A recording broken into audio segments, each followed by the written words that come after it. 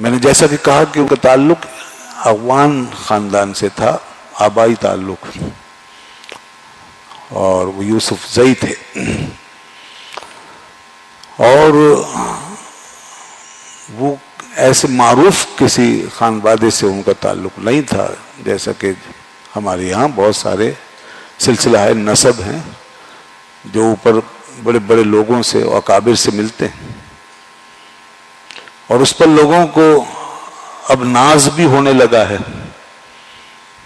جیسے سادات ہیں تو وہ ظاہر آل رسول ہیں، تو یقیناً ان کی ایک بڑی نسبت ہے، اور ایک مشہور خاندان سے ان کا تعلق ہے، اور ان کی نسبت مسلمہ ہے۔ صدیقی ہیں، حضرت ابوبکر صدیق رضی اللہ عنہ سے تعلق ہے۔ فاروقی ہیں، حضرت فاروق اعظم رضی اللہ عنہ کی اولاد۔ عثمانی ہیں تو حضرت عثمان غنی رضی اللہ عنہ کی اولاد میں سے۔ علوی ہیں تو حضرت علی رضی اللہ عنہ کی اولاد میں سے۔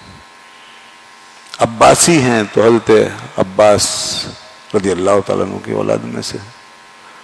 اس طرح کے کئی نام آپ کو مل جائیں گے، کوئی ہاشمی ہے، کوئی قریشی ہے، کوئی صدیقی ہے، کوئی فاروقی ہے، کوئی عباسی ہے، کوئی انصاری ہے وغیرہ۔ امام احمد رضا خان فاضل بریلوی رحمۃ اللہ علیہ گو کہ نہ ہاشمی ہیں، نہ صدیقی ہیں، نہ فاروقی ہیں، نہ عثمانی ہیں، نہ علوی، مگر اس کے باوجود وہ دنیا کے امام ہیں۔ اس کے باوجود وہ پوری دنیا میں جانے جاتے ہیں۔ اس کے باوجود علم و فضل کی دنیا میں ان کا بہت بڑا نام۔ اس کے باوجود آج وہ دنیا کے سب سے بڑے مسلک و مذہب کی پہچان ہے، جس کا نام ہے اہل سنت و جماعت۔ اس کی وہ پہچان ہے۔ اس کے باوجود کہ وہ پیچھے اپنے ایک معروف ایسا نسب نہیں رکھتے۔ یہ بات میں اس لیے ہائی لائٹ کر رہا ہوں کہ دنیا میں فضل و کمال، امامت کا منصب، پیشوائی کا منصب، بزرگی کا منصب حسب نسب پر موقوف نہیں ہے۔ میں اس ذہن کی اصلاح کرنا چاہ رہا ہوں کہ جو یہ سمجھتے ہیں کہ چونکہ ہم صاحب نسب ہیں، ہمارا تعلق بڑے گھرانے سے ہے، ہم فلاں کی اولاد میں سے ہیں، تو یہ بزرگیاں ساری بس ہمارے ساتھ مختص ہیں، اور دوسرا کوئی چاہے کچھ بھی کر لے وہ ہماری اجازت کے بغیر آگے نہیں بڑھ سکتا۔ تو انہوں نے اس طرح سمجھا ہوا ہے۔ تو نسبی جو خصوصیت یا فضیلت ہوتی ہے وہ علم و عمل کے ساتھ ہوتی ہے، اس کی تاثیر۔ شریعت کا معیار یہ ہے۔ اللہ تعالیٰ ارشاد فرماتا ہے ان اکرمکم عند اللہ اتقاکم، بے شک تم میں سب سے زیادہ اللہ کے نزدیک مکرم اور مقرب کون ہے؟ جو سب سے زیادہ بعمل ہے، جو سب سے زیادہ متقی ہے۔ اور رسول اللہ صلی اللہ علیہ وسلم فرمایا کہ قیامت کے دن مجھ سے سب سے زیادہ قریب وہ ہوگا جو تمہارے اندر سب سے زیادہ بااخلاق ہوگا۔ تو یہ فرمایا، یہ باتیں لوگ بیان نہیں کرتے اور یہ نہیں بتاتے، اور وہ جو قدرتی طور پہ اللہ نے دیا ہے اسی پہ تکیہ کرنا چاہتے ہیں، اسی پہ اپنے فضائل و کمالات کی عمارت کھڑی کر کے دکھانا چاہتے ہیں۔ تو دنیا کا اس دور کا 14ویں صدی کا ایک شخص، ایک امام، ایک بزرگ، جس کا دنیا علم و فضل میں ایک آفتاب جیسا مقام ہے کہ اس کی روشنی نہ جانے دنیا کے کتنے ایوان ہے علم و فضل کو روشن کر رہی ہے اور کرتی رہیں گی،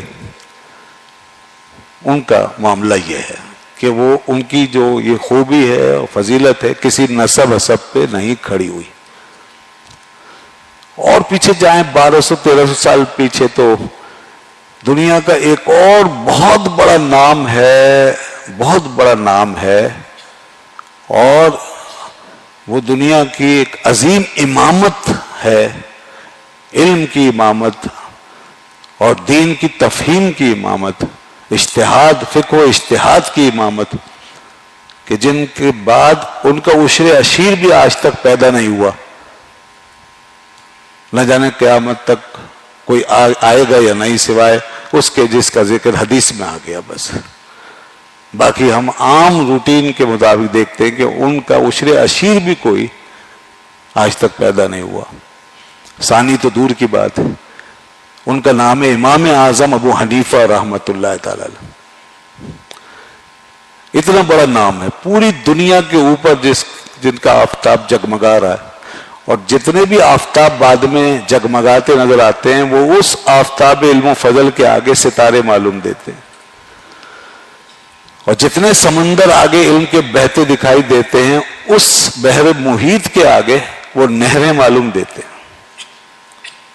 اس کے باوجود امام ابو حنیفہ نہ تو سادات میں سے ہیں، نہ صدیقی ہیں، نہ فاروقی ہیں، نہ عثمانی ہیں، نہ علوی.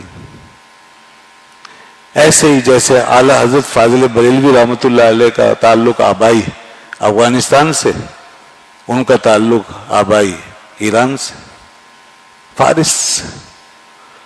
فارس سے ان کے آبا و اجداد ادھر عراق میں تشریف لے آئے، عرب کے علاقوں میں.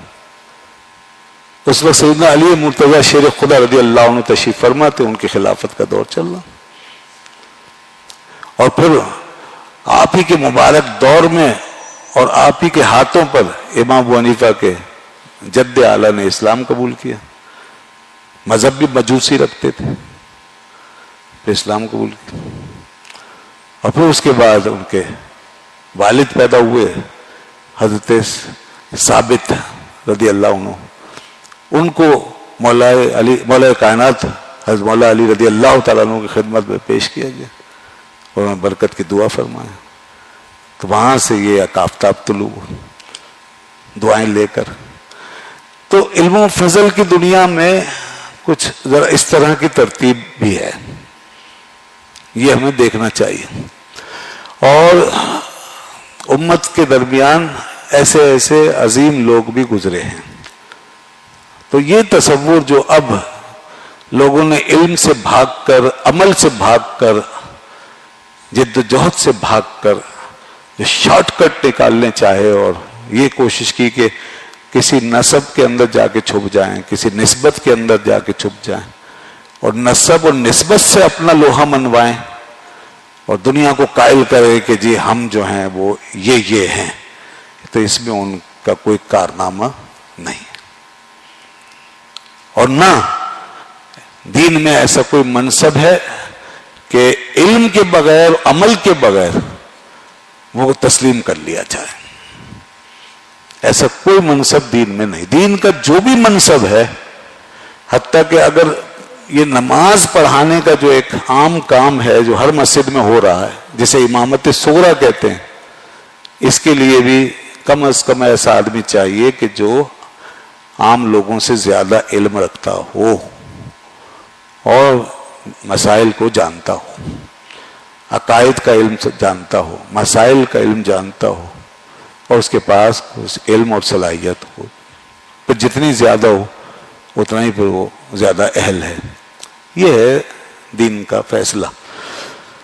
تو اعلیٰ حضرت امام احمد رضا خان فاضل بریلوی رحمۃ اللہ علیہ نے اپنے آپ کو اپنی علمی قوت و طاقت سے منوایا ہے، اپنی علمی زور سے منوایا ہے.